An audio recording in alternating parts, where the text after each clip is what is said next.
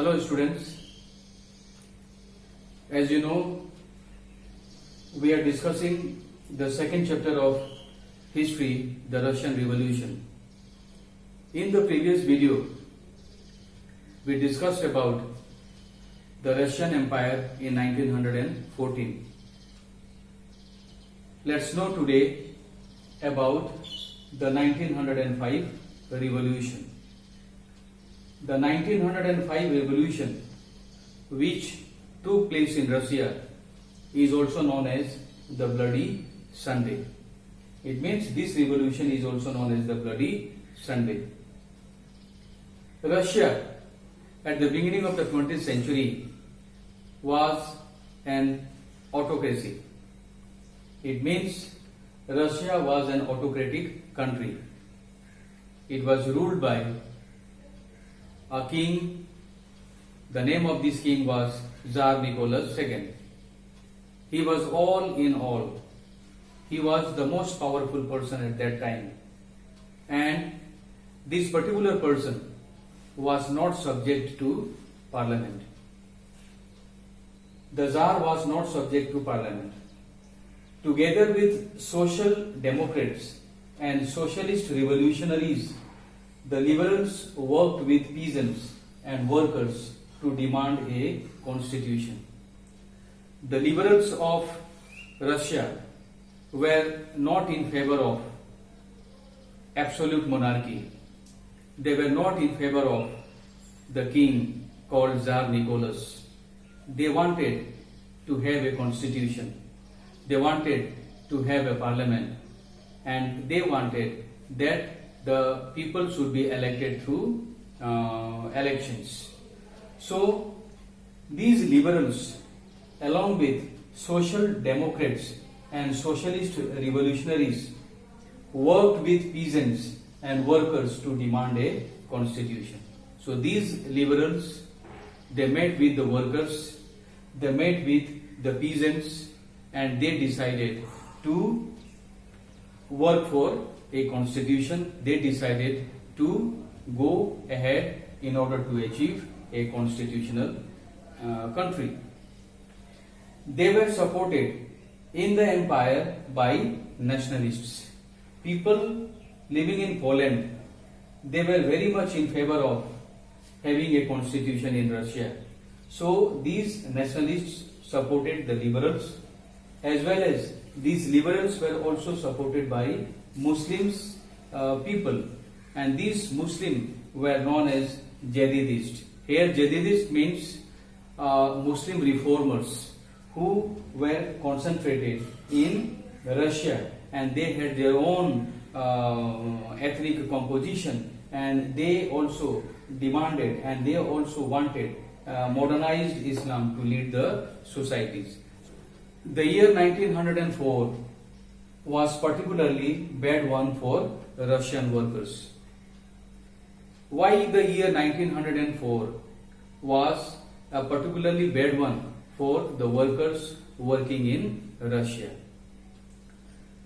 The prices of essential commodities increased in Russia in various markets, and as a result of increase in prices of some essential goods, the real wages of the workers declined, and the real wages of the workers declined by 20%. Here the real wage means the purchasing power of money with the help of which the workers could buy essential goods. So they were not in a position, their wages were not enough to purchase essential goods in order to meet their day-to-day requirement.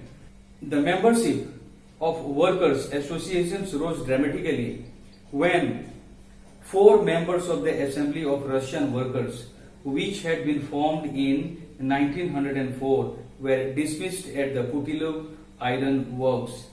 There was a call for industrial action.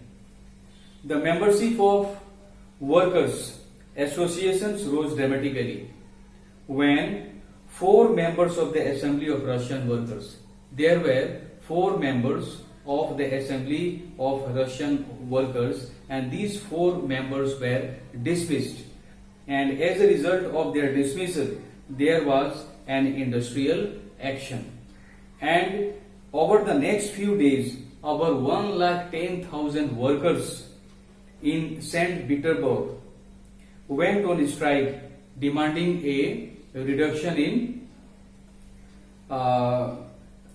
working day, demanding a reduction in working day to 8 hours, an increase in wages, and improvement in working conditions. The workers who were working in the industrial area located in the St. Petersburg, they decided to call for a strike.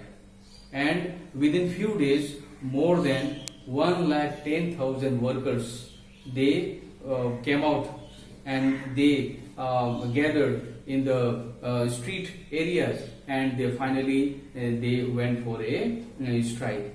And in these strikes, they demanded three things. Number one, there should be a reduction in the working hours. The workers who were working in factories and industries, they had to work for more than 15 hours. So they did not want to work for such a longer period of time.